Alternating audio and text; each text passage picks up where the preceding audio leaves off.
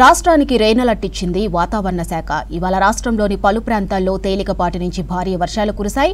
అకాల వర్షాలతో కల్లాలు, మార్కెట్ యార్డులలో ఆరబోసిన ధాన్యం వరదకు కొట్టుకుపోయింది. ఆరుగాలం పండించిన పంట తడిసి ముద్దవుతుంటే నిస్సహాయ స్థితిలో ఉండిపోయారు రైతులు. ప్రభుత్వం తమను ఆదుకోవాలని కోరుతున్నారు. రాష్ట్రానికి భారీ వర్ష సూచన ఉన్నట్లు తెలిపింది వాతావరణ శాఖ.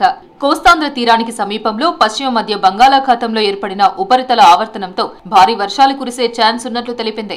రాష్ట్రంలోని నల్గొండ, సూర్యాపేట, మహబూబాబాద్, వరంగల్, హన్మకొండ, జనగాం, సిద్దిపేట, యాదాద్రి భువనగిరి, రంగారెడ్డి, హైదరాబాద్, మేడ్చల్ మల్కాజ్గిరి, వికారాబాద్, సంగారెడ్డి, మెదక్, కామారెడ్డి, మహబూబ్ నగర్, నాగర్ కర్నూల్, వనపర్తి, నారాయణపేట, జోగులాంబ గద్వాల్ జిల్లాల్లో అక్కడక్కడా తేలికపాటి నుంచి మోస్తరు వర్షాలు కురిసే అవకాశం ఉన్నట్లు తెలిపారు వాతావరణ శాఖ అధికారులు.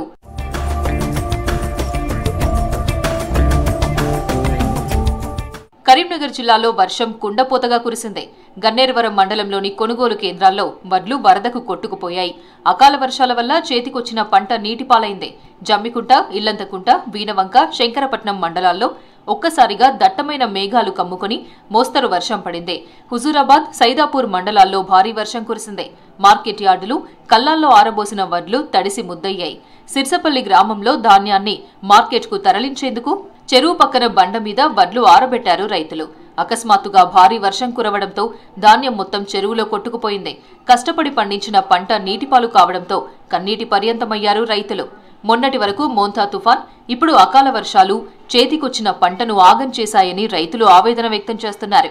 తడిసిన వడ్లను ప్రభుత్వమే కొనాలంటున్నారు. 3 ఎకరాల వరి 10 రోజుల సంది కోస్తామంటే ముందుగటి వర్షానికి మొత్తం అడ్డం పడిపోయింది. అది మిషన్ రాక ఒక్క రోజు మిస్ అయితే ఇప్పుడు 10 రోజులకు తిప్పలవడంగా వారం రోజులకు నిన్న మిషన్ దొరికితే కోసి ఇక్కడ పోస్తే అవి నేర్పడానికి జాగలేదు.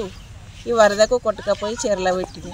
మా పరిస్థితి అప్పుడు యూరియా బస్తాలు దొరకక, అక్కడ లైన్కు నిలబడు, మందులు దొరకక, కొట్టి పాలేర్లు దొరకక ఇంత కష్టపడి చేస్తే ఇప్పుడు మిగిలేది మేము మనసులం కూడా మిగులుతలేము. 2 ఎకరాల పొలం వరి కోసి బండ మీద పోస్తే ఉన్న వర్షానికి, అకాల పొద్దునచ్చిన వర్షానికి ఉన్న 2-3 ట్రిప్పుల వడ్లు పోయి చెర్లు కలిసిపోయినాయి. వర్షాలకు ఇంత ఎండాలంటే ఎండేసారు. ఎండిన కాడికైనా కొంచెం పోవాలి. 5-6 రోజులు, 6 రోజులు టైం పెడితే ఈ వర్షాలు, అకాల వర్షాలు వచ్చుడు, మమ్మల్ని నష్టం చేసుడు, ఉన్న వడ్లు పోయి చెర్ల పడుడు, మాకు మస్తు నష్టాలు అవుతాయి సార్. ఎప్పుడు మ్యాచర్ 14-15 రావాలంటే ఈ వర్షాలకు వస్తాయా సార్? 3 ఎకరాలు పెట్టినాము. ఒక్క ట్రిప్ వడ్లు అవి తెచ్చి బండ పోసుకుంటే మొత్తం చెర్లకు కొట్టుకపోయినాయి.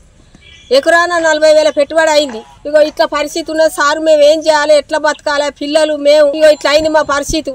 3 ఎకరాల పొలం పెడితే వడ్లు బండ మీద పోస్తే అకాల వర్షం వల్ల చెర్లకు కొట్టుకపోయినాయి. మామూలు పెట్టుబడి ఎకరాన 30,000 అయినాయి. ఉమ్మడి వరంగల్ జిల్లాలో పలు చోట్ల వాన కురిసింది. రోడ్లు, చెరువులను తలపించాయి. వరంగల్ ఎనుమాముల వ్యవసాయ మార్కెట్లో వరి ధాన్యం, పత్తి తడిసి ముద్దైంది. చేతికొచ్చిన పంట నీటిపాలు కావడంతో ఆవేదన వ్యక్తం చేశారు రైతులు.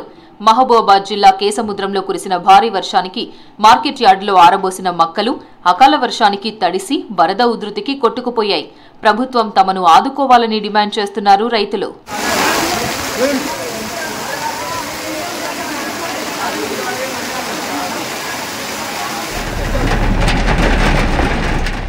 నాగర్ కర్నూల్ జిల్లాలో జోరుగా వర్షం కురిసింది. జిల్లా కేంద్రంలో వర్షం ప్రభావంతో రహదారులు అన్నీ జలమయమయ్యాయి. దీంతో రాకపోకలకు కొంత అసౌకర్యం ఏర్పడింది. గంటపాటు ఏకధాటిగా వర్షం పడింది. బిజినేపల్లి, తెలకపల్లి, తాడూరు, తిమ్మాజీపేట మండలాల్లో భారీ వర్షం ప్రభావంతో జనం ఇబ్బంది పడ్డారు. ప్రధానంగా డ్రైనేజీలు క్లీన్ చేయకపోవడంతో మురుగునీరంతా రోడ్లపై పారి ఇబ్బందులు తలెత్తుతున్నాయని ప్రజలు ఆందోళన వ్యక్తం చేస్తున్నారు. ఇటు పంటలు చేతికొచ్చిన సమయంలో వర్షాలు కురుస్తుండటంతో రైతులు నిండా మునుగుతున్నారు.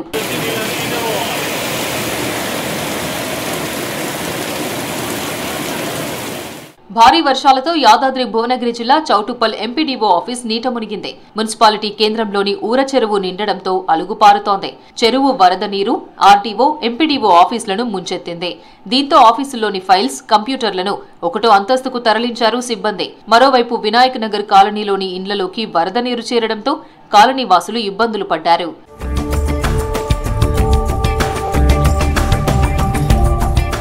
ఈ ఏడాది చలి తీవ్రత తక్కువగా ఉంటుందని తెలిపారు వాతావరణ శాఖ అధికారులు. ప్రస్తుతం గరిష్ట కనిష్ట ఉష్ణోగ్రతలు అధికంగా నమోదవుతున్నాయన్నారు.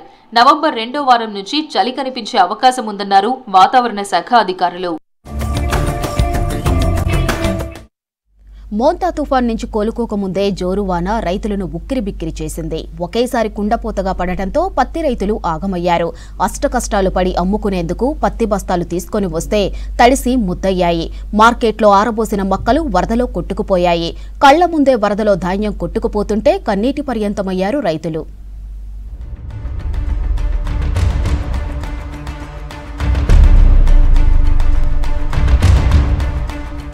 ఒకేసారి కుండపోతగా కురిసిన వర్షానికి ఉమ్మడి వరంగల్ జిల్లాలో రైతులు ఆగమయ్యారు.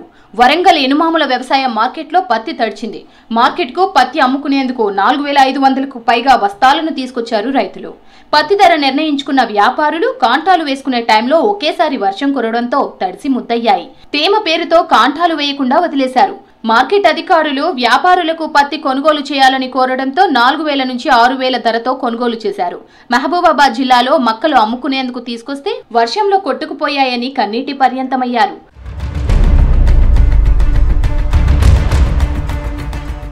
రైతులు పండించిన పత్తిని సీసీఐ 8110 రూపాయల ధరకు కొనుగోలు చేస్తుందని కాటన్ కార్పొరేషన్ అధికారులు ప్రకటించినప్పటికీ క్షేత్రస్థాయిలో ఆ పరిస్థితి లేదు. వ్యాపారులు పత్తిలో తేమ ఉందని నల్లబారిందనే సాకుతో ధర తగ్గించి కొనుగోలు చేయడంతో తమకు కూలీలకు చెల్లించే డబ్బులు కూడా రావడం లేదని రైతులు వాపోతున్నారు. పత్తి ఇప్పుడు దానికి తెచ్చినాక అది 6500 పడాలి, 5000 పడ్డది. 5000 అయితే కొంటాం, లేకపోతే పోయింది. పోయినాక తర్వాత బాగా వర్షం పడ్డది, తడిసి ఆడున్నది. ఇప్పుడే పరద ఇచ్చిండు, ఆ పరద ఇస్తే కప్పిన తర్వాత వాళ్ళు తీసి వాళ్ళు లోపడేసాం. ఏం చేయాలి అంతే. పట్టకపోవడా ఈయన కూడా కొనడానికి ఇట్లా అవకాశం లేకుండా అవుతాండే. వర్షాలు బాగొస్తాండే, ఇంత అవస్థ పడతాంటి. 4000 కాంచెలు అది వస్తాయి, ఇట్లా పీకుతారు, బానికి రాదు అనుకుంటా పోతారు. ఏమున్నది కూలీలకు దాదాపు 400 రూపాయలు.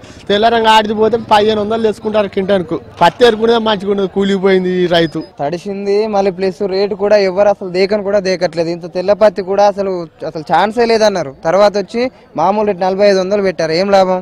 ఒక్కొక్కరికి 400-500 కూలి. మళ్ళీ ఏరుడు కూడా ఇట్లా చేస్తే రైతులు మొత్తం చాలా నష్టపోతున్నారు. కొంత 4000 పడ్డది, కొంత 6000 పడ్డది. ఏరిన కూలు కూడా రావు. ఇదే పరిస్థితి. ఈ పత్తిని ఏం చేయాలంటే గవర్నమెంట్ సీసీఐ కొనుగోలు చేయాలని కోరుతున్నాం. ఈ నాశపత్తి అయినా కొంచెం సబ్సిడీ ఏదైనా ఇచ్చి అట్లయితే రైతులు ఆదుకున్న వాళ్ళు అవుతారు. కూలీలు పెట్టుబడి కూడా రాదు. వరంగల్ నర్సంపేట వ్యవసాయ మార్కెట్లో ఆరబోసిన మక్కలు కొట్టుకుపోయాయి. తుఫాన్ ఎఫెక్ట్ నుండి కోలుకోని రైతులు ఇవాళ కురిసిన వర్షానికి కుదేలయ్యారు. ఆరుగాలం కష్టపడి రెక్కలు ముక్కలు చేసి మక్కలను మార్కెట్కు తీసుకుని వస్తే వ్యాపారులు కొనుగోలు చేయడం లేదు. చేసేదేం లేక మార్కెట్లో ఆరబోస్తే వర్షానికి మక్కలు కొట్టుకుపోయాయని రైతులు లబోదిబోమంటున్నారు.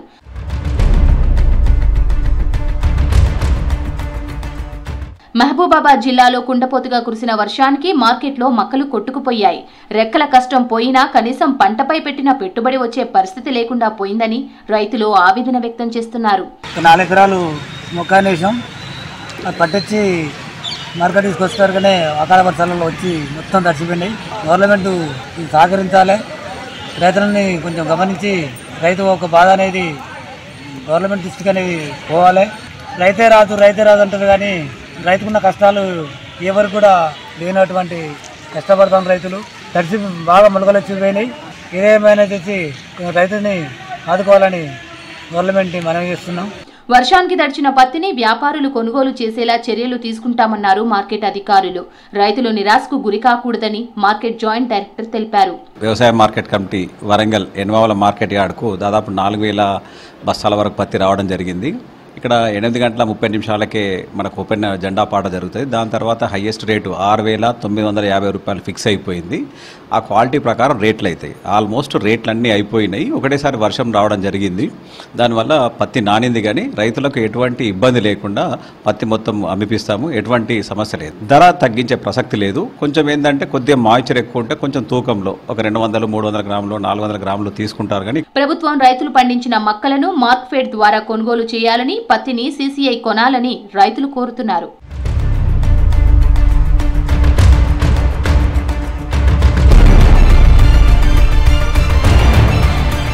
రంగారెడ్డి జిల్లా శంషాబాద్ మున్సిపాలిటీ పరిధిలో స్థానికులకు ఓ వాగులో ముసలి కనిపించింది. సిద్ధులగుట్ట సిద్ధేశ్వర స్వామి ఆలయానికి అతి సమీపంలో ఉండటంతో స్థానికులు భక్తులు భయాందోళన చెందుతున్నారు. చేపలు పట్టేందుకు వాగులోకి ఎవరూ వెళ్లొద్దని చెప్పారు. కార్తీక మాసం కావడంతో ఆలయానికి భారీగా భక్తులు వచ్చి పురాతన శివలింగానికి అభిషేకాలు చేస్తుంటారు. అయ్యప్ప స్వాములు ఆలయం దగ్గరే సన్నిధానం ఏర్పాటు చేసుకున్నారు. దీంతో దేవాలయం ముందు వాగులో ముసలి సంచరిస్తూ ఉండటంతో భయపడుతున్నారు భక్తులు. ఇప్పటికే వాగులో ముసలి ఉన్నట్లు బోర్డు ఏర్పాటు చేశారు ఫారెస్ట్ అధికారులు.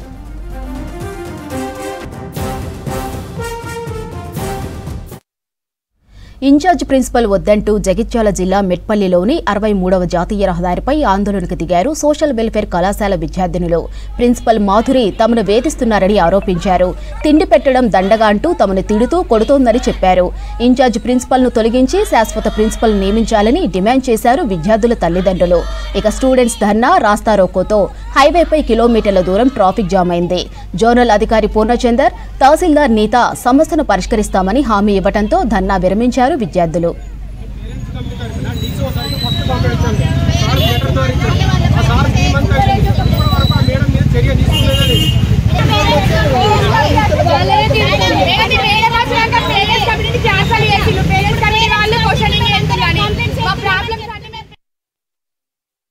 ఈ స్కూల్ కి ప్రిన్సిపల్ ఎందుకంటే వల్ల జేఎస్ అదే డిజైన్ అవుతుండ్రు.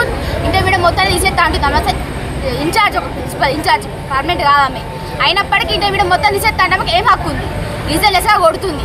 ఏమన్నా అంటే మిమ్మల్ని వేపుతున్నాం అంటుంది. అనాల్సిన మాట అసలు కానే కాదు.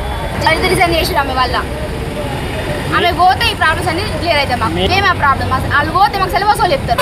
రానంటారు పోతే చెప్తారు. ఇంటర్సెక్షన్ ని కూడా మొత్తం మేడం ఏమంటున్నారు, తీసేస్తాం, జైల్స్ టీచర్స్ కూడా రానివ్వం అని అంటున్నారు. ఆ మేడానికి రైట్స్ లేవు కదా. బర్రెల్ని మేపినట్టు మేపుతున్నాం మిమ్మల్ని అని ప్రిన్సిపల్ మేడం అంటున్నారు. Inter first year second year ఆ గ్రూప్ని తీసేస్తాం, మొత్తం మీరు వద్దు, ఏ పిల్లలు వద్దని చెప్తున్నారు. ప్రతి ఒక్కరు మేడలంతా టార్చర్ పెడుతూ మరి ప్రతి ఒక్కరిని ఎవరు రాణిస్తారు. పేరెంట్స్ కమిటీని కూడా ఎవరికి పిల్లలకు అవస్థ పడకుండా చేస్తుంది.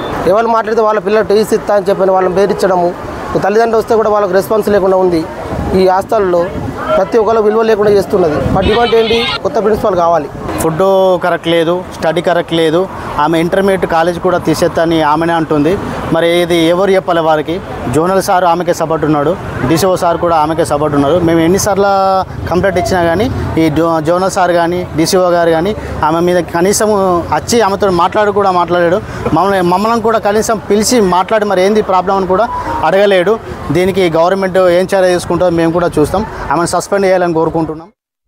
చేవెళ్లలో నిన్న బస్సు ప్రమాద స్థలాన్ని డీజీపీ శివధర్ రెడ్డి పరిశీలించారు. పోలీస్ ఉన్నతాధికారులతో కలిసి స్పాట్ను సందర్శించిన డీజీపీ ప్రమాదం జరిగిన తీరును అడిగి తెలుసుకున్నారు.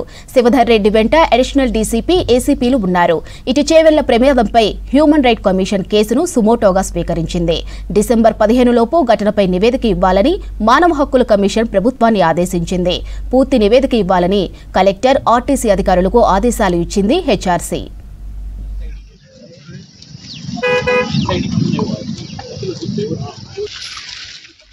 నిన్న చేవెళ్ల ప్రమాదంలో 19 మంది చనిపోయారు. ఆర్టీసీ బస్సును కంకర లోడుతో వెళ్తున్న టిప్పర్ ఢీకొట్టడంతో ఈ ప్రమాదం జరిగింది.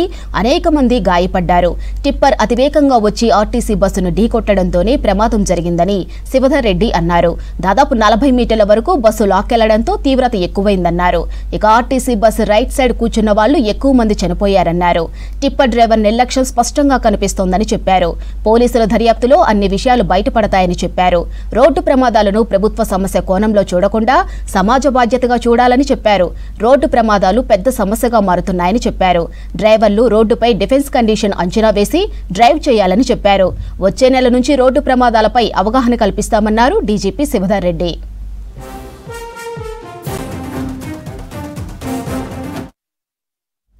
ఊరు గొల్లుమంది, పల్లె కన్నీరు పెట్టుకుంది. కన్నవారే కాదు, బంధువులు, గ్రామస్తులు, ఇంకా చూసిన వారంతా గుండెలు అవిసేలా రోధించారు. ఒకరు కాదు, ఇద్దరు కాదు, ఒకే ఇంట్లో తోడబుట్టిన 3 అక్కా చెల్లెళ్ళు ఒకేసారి తిరిగిరాని లోకాలకు వెళ్లారు. కన్నవారికి తీరని శోకాన్ని మిగిల్చారు. అల్లారు ముద్దుగా కని పెంచుకున్న ముగ్గురు కన్నబిడ్డలు ఇక లేరని తెలిసి ఆ తల్లిదండ్రులు రోదిస్తున్న తీరు అందరినీ ఏడిపిస్తోంది. టీవీలో పేపర్లో ఏ వార్త చూసినా వారంతా గుండె బరువెక్కిపోయారు. చనిపోయిన ఆ ముగ్గురు అక్కా చెల్లెళ్ళు తనూష, సాయిప్రియ, నందిని డెడ్ బాడీలు చూసి అయ్యో పాపం బిడ్డల్లారా అంటూ కన్నీటి వీడ్కోలు పలికారు. రంగారెడ్డి జిల్లా చేవెళ్ల మండలంలో జరిగిన రోడ్డు ప్రమాదంలో ఒకే కుటుంబానికి చెందిన ముగ్గురు అక్కా చెల్లెళ్ళు చనిపోయారు. ఈ హృదయ విదారక ఘటన చూసిన వారంతా కన్నీటి సంద్రమైపోయారు. బిడ్డలను పోగొట్టుకున్న ఆ తల్లిదండ్రులకు కొండంత ధైర్యాన్ని ప్రసాదించాలని కోరుకుంటున్నారు.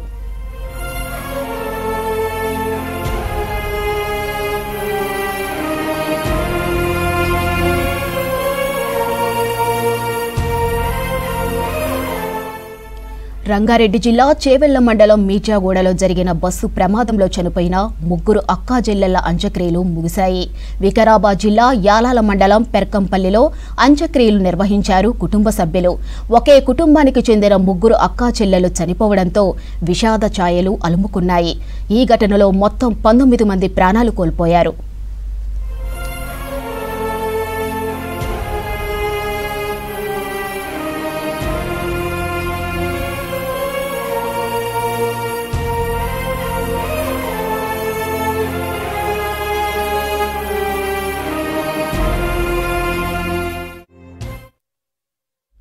రంగారెడ్డి జిల్లా చేవెళ్ల బస్సు ప్రమాదానికి నిరసనగా తాండూరులో ధర్నా నిర్వహించారు. సేవ్ తాండూరు పేరుతో నిరసన తెలిపారు తాండూరు డెవలప్మెంట్ ఫోరం సభ్యులు. ఇక తాండూరులోని రోడ్లను బాగు చేయాలని పార్టీలకు అతీతంగా ఆందోళన చేశారు. తాండూరు ప్రధాన కూడల దగ్గర ప్లక్కార్డులతో నిరసన తెలిపారు. ఇక ప్రభుత్వం స్పందించి వెంటనే దెబ్బతిన్న రోడ్లకు మరమ్మతులు చేయాలని డిమాండ్ చేశారు. రోడ్లన్నీ గుంతలమయంగా మారాయని ఆరోపించారు. రోడ్డు ప్రమాదాల్లో ప్రజలు ప్రాణాలు కోల్పోతున్నారన్నారు. ఎన్నిసార్లు అధికారులకు వినతి పత్రాలు ఇచ్చినా రోడ్ల బాగు చేయటం లేదని ఆరోపించారు. నిన్న చేవెళ్ల మండలంలో టిప్పర్ బస్సు ఢీకొట్టిన ఘటనలో 19 మంది చనిపోయారు. మరో 19 మందికి గాయాలు కాగా ఆసుపత్రిలో చికిత్స పొందుతున్నారు.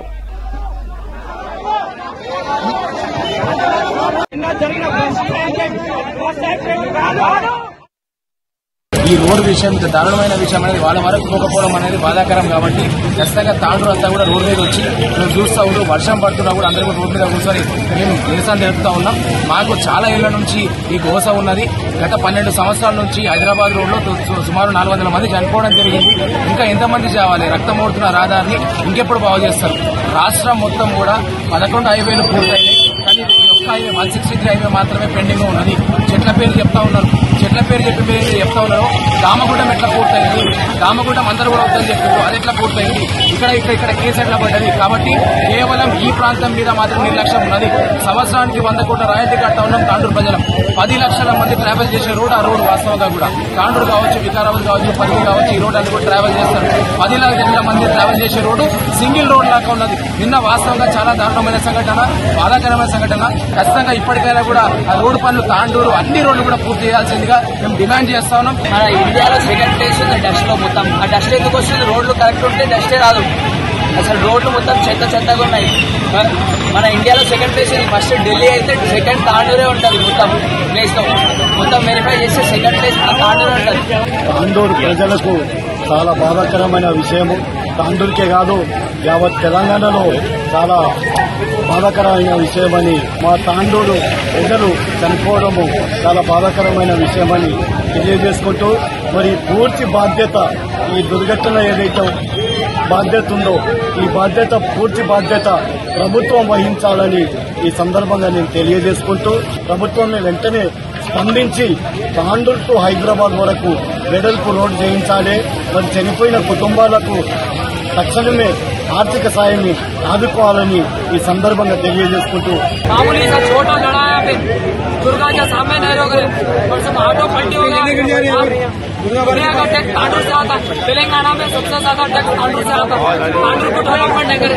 एक कॉलेज सिखानी है तांडूर में, క్రీడాకారులకు పుట్టినిల్లు ఓరుగళ్లు. పిల్లల్లో క్రీడా నైపుణ్యాన్ని పెంపొందించడం కోసం ఆటలు నేర్పడం, పాఠాలు బోధించడం ఒకే దగ్గర ఉండేలా ఓరుగల్లులో స్పోర్ట్స్ స్కూల్ ఏర్పాటుకు సర్కార్ అనుమతినిచ్చింది. తాత్కాలికంగా హనుమకొండ జిల్లా జవహర్ నెహ్రూ స్టేడియంలో తరగతులు ప్రారంభించేందుకు అధికార యంత్రాంగం సర్వం సిద్ధం చేసింది.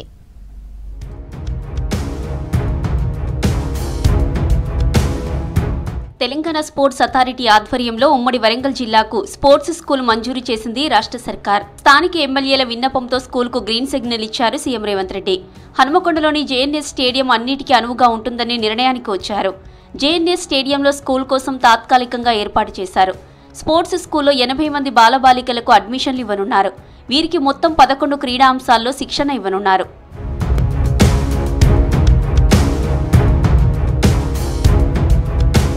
స్పోర్ట్స్ స్కూల్ ప్రారంభించిన సర్కార్ శాశ్వతంగా భవన నిర్మాణం కోసం హనుమకొండ జిల్లా ఉనికిచెర్ల శివార్లో రింగ్ రోడ్డు పక్కన సుమారు 135 ఎకరాల వరకు కూడా స్థలం ఉంది. అందులోని సర్వే నంబర్ 325లో 20 ఎకరాల భూమిలో స్పోర్ట్స్ స్కూల్ పర్మనెంట్ బిల్డింగ్ కట్టేందుకు నిర్ణయించారు.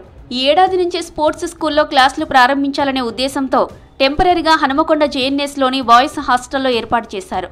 Athletics, gymnastics, wrestling, handball, volleyball, kabaddi, kho kho, badminton, swimming, tennis, క్రికెట్లో శిక్షణ ఇచ్చేందుకు రెడీ అవుతున్నారు.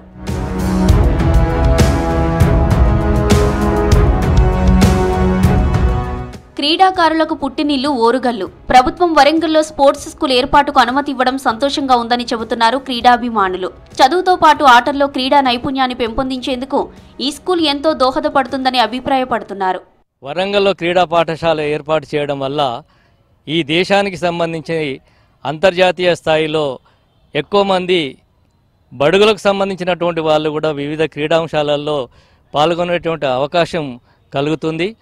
ఒకే దగ్గర క్రీడా పాఠశాల అదేవిధంగా ప్రాక్టీస్ చేసుకునేటువంటి వసతులు కల్పించడం వల్ల ఎక్కడికో వెళ్ళవలసినటువంటి అవసరం ఉండదు. కాబట్టి తల్లిదండ్రులు కూడా ఏ విధమైనటువంటి అభద్రతా భావం లేకుండా పిల్లలను ఇక్కడ చేర్పించడానికి అవకాశం ఉంటుంది. రాబోయే తరాలకి మన దగ్గర అసలు ఇంటర్నేషనల్ లెవెల్లో గోల్డ్ మెడల్స్ రావాలంటే, చాలా ఒలింపిక్స్లో మెడల్స్ రావాలంటే చాలా అరుదు. అలాంటిది ఈ యొక్క క్రీడా స్కూల్ వల్ల అద్భుతాలు జరుగుతాయి. కాకపోతే ఇది స్టార్టింగ్ ఇప్పుడే వచ్చింది కాబట్టి మెల్లిమెల్లిగా ఒక 2 to 3 years లోపల ట్రైనింగ్ సెక్షన్స్ కనుక మంచి కోచెస్ని కనుక ఇక్కడ అరేంజ్ చేస్తే ఇది ఒక వరంగా మారి ప్రపంచ స్థాయిలో మన ఇక్కడ ఉన్న ఈ క్రీడా స్కూల్ యొక్క గొప్పతనం బయటకు వస్తుంది. ప్రభుత్వం నుంచి క్రీడా పాఠశాల అనుమతి లభించడంతో ఈ నెల 5వ తారీఖున 4వ తరగతిలో ప్రవేశాలకు 40 మంది బాలురు, 40 మంది బాలికలను కౌన్సిలింగ్ ద్వారా ఎంపిక చేయనున్నారు అధికారులు. ఇందుకు 6 సభ్యులతో కూడిన కమిటీని కూడా స్పోర్ట్స్ అథారిటీ నియమించిందని స్పోర్ట్స్ అధికారి చెబుతున్నారు. దానికి 14 లోపు మనకు పిల్లలకి చేసుకోమని చెప్పారు. దాని పరంగా మన గవర్నమెంట్ ఒక లెటర్ ఇచ్చారు మా స్పోర్ట్స్ అథారిటీ ఆఫ్ తెలంగాణ. మన 6వ తారీఖు అండ్ 5వ తారీఖు పిల్లల కౌన్సిలింగ్ ఆల్రెడీ హకీంపేటలో స్పోర్ట్స్ స్కూల్లో సెలెక్షన్ అయిన పిల్లలకి పిలిచి వాళ్ళకి కౌన్సిలింగ్ చేస్తారు. 5th and 6th పొద్దున్న స్టార్ట్ అయితే 2 days మనకు 40 మెంబర్స్ 2 days కౌన్సిలింగ్ ఉంటుంది. అలా కౌన్సిలింగ్ అయిన తర్వాత పిల్లలకి ఎట్లా వాళ్ళ సర్టిఫికేట్ వెరిఫికేషన్, వాళ్ళ యొక్క ఒరిజినల్ సర్టిఫికేట్స్ అన్ని చూసి దాని తర్వాత వాళ్ళకు ఎంతమంది 80 members అన్ని తీసేసి వాళ్ళ ఇంటిమేషన్ ఇచ్చి మనము ఇనాగరేషన్ డేట్కి వాళ్ళకు ఇంటిమేషన్ ఇస్తాం. క్రీడా పాఠశాల వరంగల్లో ఏర్పాటు చేయాలని ఎమ్మెల్యేలందరూ కోరడంతో సీఎం రేవంత్ రెడ్డి సానుకూలంగా నిర్ణయం తీసుకున్నారన్నారు ఎమ్మెల్యే కడియం శ్రీహరి. క్రీడా పాఠశాల ఏర్పాటుకు తాత్కాలికంగా హన్మకొండలోని జేఎన్ఎస్ స్టేడియంలో ఏర్పాట్లు చేసినట్లు తెలిపారు. ఈ నెల 14వ తేదీన స్కూల్ ప్రారంభం కానున్నట్లు తెలిపారు ఎమ్మెల్యే. వరంగల్ జిల్లాకు సంబంధించిన ఎమ్మెల్యేలందరము గౌరవ ముఖ్యమంత్రి శ్రీ రేవంత్ రెడ్డి గారి దృష్టికి వరంగల్లో ఒక స్పోర్ట్స్ స్కూల్ ఆఫ్ ఎక్సలెన్స్ కూడా ఏర్పాటు చేయాలని రిప్రజెంట్ చేయడం జరిగింది. దానికి ముఖ్యమంత్రి గారు స్పందించి తాత్కాలికంగా స్పోర్ట్స్ హాస్టల్లో స్పోర్ట్స్ స్కూల్ను ఏర్పాటు చేయడానికి అవసరమైన ఇన్ఫ్రాస్ట్రక్చర్ను గుర్తించి అవసరమైన repairs, renovations, colouring, electrification, sanitation works కూడా పూర్తి చేయడం జరిగింది. క్రీడా పాఠశాల ప్రారంభించేందుకు అధికార యంత్రాంగం రెడీ అవుతుండటంతో క్రీడాభిమానులు సంతోషం వ్యక్తం చేస్తున్నారు. ఆదిలాబాద్ జిల్లాలో వంకాయ పంటతో రైతులు లాభాలు గడిస్తున్నారు. వంకాయ పంట వన్నె తగ్గిన బంగారంలా తయారైంది. రోజు రోజుకు వంకాయ ధరలు పెరగడంతో రైతులు ఆనందం వ్యక్తం చేస్తున్నారు. నెలకు లక్షల ఆదాయంతో జాక్పాట్ తగిలినట్లు రైతుల దశను మార్చేస్తోంది. ఇక రైతులకు వంకాయ పంట ఎలా కలిసొచ్చిందో వారి మాటల్లోనే విందాం.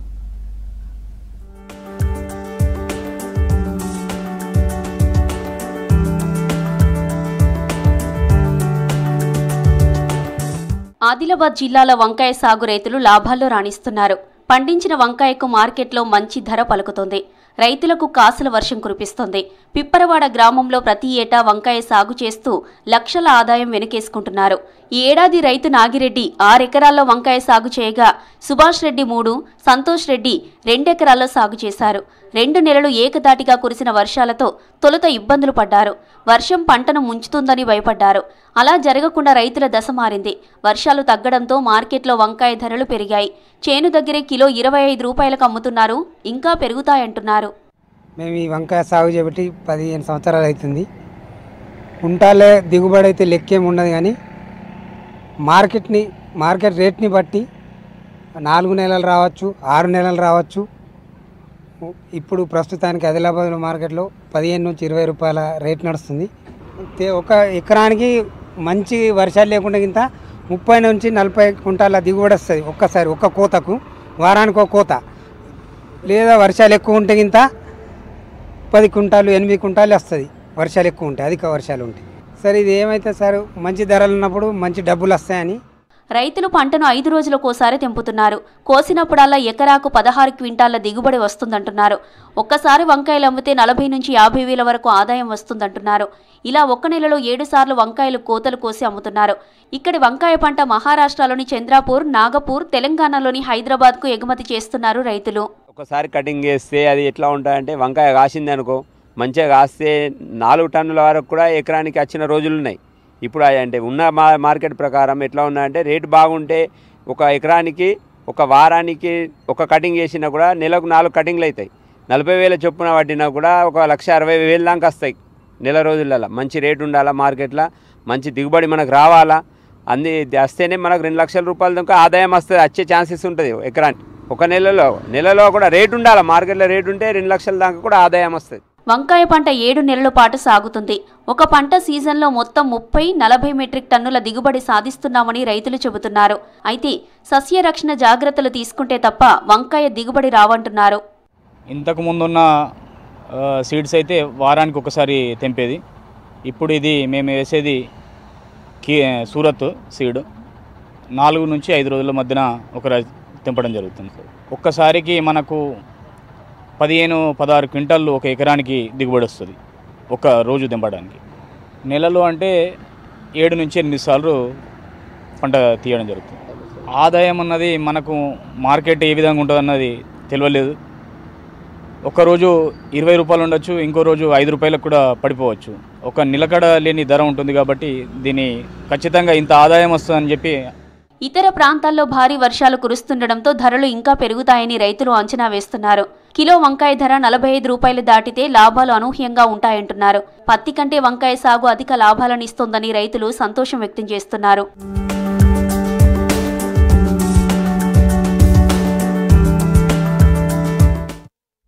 గణితం అంటేనే సంఖ్యల ప్రపంచం. కానీ అదే చేతులతో చిరునవ్వులను తెప్పిస్తూ ఆలోచింపచేసే అద్భుతమైన కార్టూన్లను గీయటం ఆయన ప్రవృత్తిగా మార్చుకున్నారు.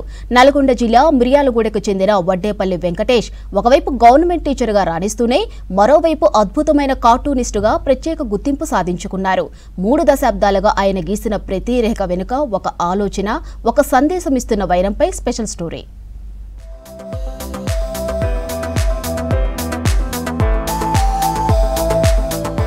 నల్గొండ జిల్లా మిర్యాలగూడ మండలంలోని యాద్గార్పల్లికి చెందిన ఉపాధ్యాయుడు వెంకటేష్ కుంచె నుంచి రూపుదిద్దుకున్న అద్భుతమైన బొమ్మలు కనువిందు చేస్తున్నాయి. చిన్నప్పటి నుండి బొమ్మలు గీయడం వెంకటేష్కు హాబీగా మారింది. 1992లో వెంకటేష్ గీసిన మొదటి కార్టూన్ ప్రచురితమైంది. అప్పటి నుంచి ఇప్పటి వరకు 33 ఏళ్లుగా కార్టూన్లను గీయడం ఆయన దైనందిన జీవితంలో భాగమైపోయింది. నేను ప్రభుత్వ ఉపాధ్యాయుడిగా గుండ్లపల్లి మండలం కామేపల్లి హై స్కూల్లో స్కూల్ అసిస్టెంట్ మ్యాథ్స్గా పనిచేస్తున్నాను. సో ఉపాధ్యాయుడిగా నా వృత్తి అయితే ప్రవృత్తిగా నేను కార్టూన్లు గీస్తూ ఉంటాను. సో కార్టూన్లు అనేవి చిన్నప్పటి నుంచి నాకు చిత్రలేఖన మీద బాగా ఆసక్తి ఉండేది. సో అలా ఆ చిత్రలేఖన మీద ఆసక్తి కాస్త అంటే వివిధ రకాల దినపత్రికలు పరిశీలించడం ద్వారా, కార్టూన్లను పరిశీలించడం ద్వారా నేను కూడా కార్టూన్లు గీయాలనే ఆలోచన నాకు వచ్చిందనమాట. సో ఆ విధంగా కార్టూన్లు గీస్తూ 1992లో నా తొలి కార్టూను ప్రింట్ అయింది. సో అప్పటి నుంచి అది ఎంకరేజ్మెంట్గా భావించి సో అలా చాలా కార్టూన్లు గీసుకుంటూ వచ్చాను. తెలుగు, ఆంగ్లం, కన్నడ భాషల్లో కలిపి సుమారు 7,000కి పైగా కార్టూన్లు గీశారు వెంకటేష్. పిల్లల కథలు 200కు పైగా రాశారు. ఆయన బొమ్మలు తెలంగాణ, ఆంధ్రప్రదేశ్ ప్రభుత్వ పాఠ్య పుస్తకాలలో కూడా చోటు సాధించాయి. ఇప్పటి వరకు 60కి పైగా జాతీయ, రాష్ట్ర స్థాయి బహుమతులు అందుకున్నారు వెంకటేష్. తెలుగు, హిందీ, ఇంగ్లీషు పాఠ్యపుస్తకాలు నేను గీసిన కార్టూన్లు అదేవిధంగా బొమ్మలు కూడా పబ్లిష్ అయినాయి. అదేవిధంగా నాకు అదొక గర్వకారణం. సో కార్టూన్ అనేది చాలా ప్రభావవంతమైనటువంటి అస్త్రం. అది అంటే ఒక 10 పేజీల విషయాన్ని ఒక చిన్న కార్టూన్ ద్వారా మనం చెప్పగలుగుతాం. అంటే పండిత పామరులను కూడా ఆకర్షించేటటువంటి గుణం కార్టూన్కు ఉంటుంది. సో ఆ కార్టూను ఇతరులను ఆకర్షింపజేసేట లక్షణం నాకు కూడా ఆకర్షించింది. కార్టూన్లకి అప్పుడు దినపత్రికలు, వారపత్రికలు బాగా రీడర్స్ అనే పాఠకులకు బాగా రీచ్ అవుతుండేది. కార్టూన్లను బాగా ఆదరిస్తుండేవాళ్ళు. నేను కూడా కార్టూన్లు గీయాలి, నాకు కూడా ఆలోచనలు బాగా వస్తుండేవి అనమాట.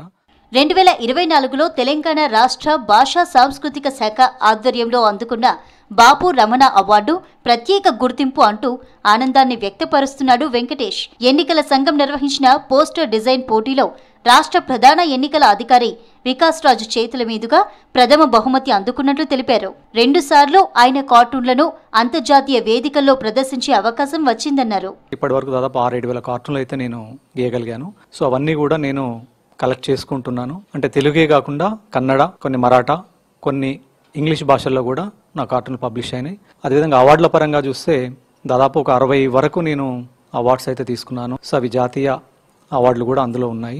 అదేవిధంగా అంతర్జాతీయ వేదికల మీద కూడా కొన్ని కార్టూన్లు అవి పబ్లిష్ అయినాయి.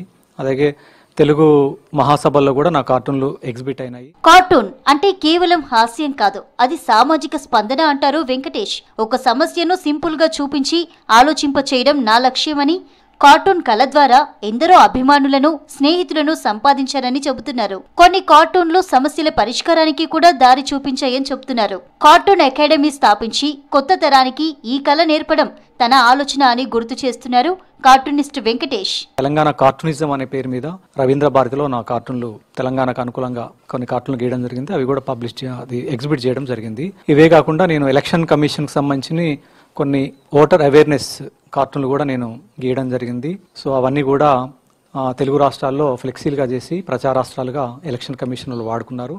విభిన్న అంశాలపై వెంకటేష్ వేసిన కార్టూన్లు ఆలోచింపజేస్తున్నాయి.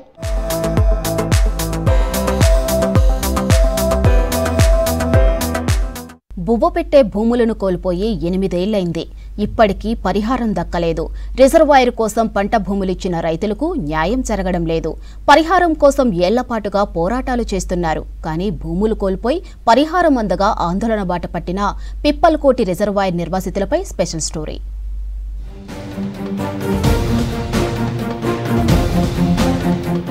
ఆదిలాబాద్ జిల్లా భీంపూర్ మండలం పిప్పల్ టీ గ్రామంలో పిప్పల్ కోటి రిజర్వాయర్ నిర్మిస్తున్నారు. 2017లో పనులు ప్రారంభించారు. 10,000 ఎకరాల ఆయకట్టుకు సాగునీరు అందించడానికి రిజర్వాయర్ నిర్మిస్తున్నారు. ఈ రిజర్వాయర్ కోసమే 1,200 ఎకరాల భూమి సేకరించారు. రిజర్వాయర్ పనులు ఇప్పటికీ కొనసాగుతున్నాయి.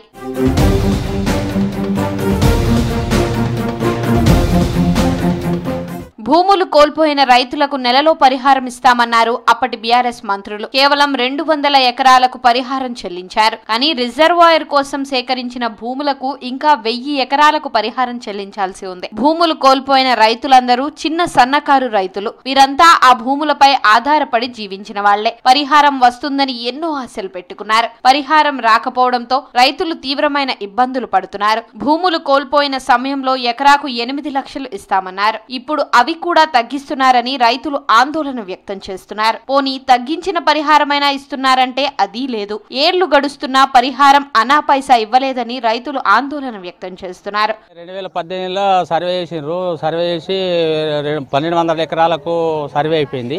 1,200 ఎకరాలకు వేస్తామన్నారు. 200 ఎకరాలకి వేసిచ్చి అయితే మేము ఏం చేస్తున్నామంటే మాకేమో సేన్లు అమ్ముడు పోకులు లేవు, మరి కొనస్తలేదు. మాకు ఏమన్నా ఇంటి పరిస్థితుల కోసం 7 లక్షలు 8 లక్షలు అప్పుడు 8 లక్షలతోటి ఇచ్చిండ్రు. ఇప్పుడు మళ్ళీ 7 లక్షల కానీ 2 సంవత్సరాల కింద అన్నారు. అప్పటి నుంచి ఆ మాట కూడా లేదు. మళ్ళీ ఆ మాట లేదు. ఇదివరదాకా సర్వే లేదు. పరిహారం ఇవ్వాలని రైతులు పోరాటం చేస్తున్నారు. ధర్నాలు, రాస్తారోకోలు నిర్వహించారు. అప్పటి మంత్రులను కలిశారు. పరిహారం ఇవ్వాలని ఇప్పుడు కూడా పోరాటం చేస్తున్నారు. పరిహారం వస్తే ఎదిగిన పిల్లల పెళ్లిళ్లు చేయాలనుకున్నారు. ప్రస్తుతం పెరిగిన ధరలతో 2 ఎకరాలు కోల్పోయిన రైతుకు 1 ఎకరం వచ్చే పరిస్థితి లేదు. అన్ని విధాలుగా నష్టపోయామని రైతులు ఆందోళన చెందుతున్నారు. ఇప్పుడు భూములు అమ్ముకున్న వాళ్ళు ఏమో అమ్ముతామన్నారు, ఇలా కొంటామన్నారు. చెరువు చేస్తామని పైసలు వేస్తామన్న వాళ్ళకి వేయలే. ఇప్పుడు ఎంతో ఇబ్బంది అయింది. వాళ్ళకైతే పైసలు పడకుంటే పరిశాన్లు ఉన్నారు. వాళ్ళకి ఎల్లెం పడితే మంచిగా అవుతుంది. లేకుంటే ఏడన్నా భూమి అన్నా కొనియాలి. 1000 ఎకరాలు 200 ఎకరాలకు వచ్చినాయి. అప్పుడే వేస్తాం వెంటనే అంటే వాళ్ళు ఒప్పుకున్నారు. ఒప్పుకుంటోళ్ళకి ఇల్లు ఇరికిపోయిన్లు, వాళ్ళు వేస్తలేదు, ఈడేమో పని అవుతలేదు. బాధితులను గుర్తించి ప్రస్తుతం సర్కార్ పరిహారం అందించాలని కోరుతున్నారు రైతులు. ఇవి బులెటిన్ అప్డేట్స్.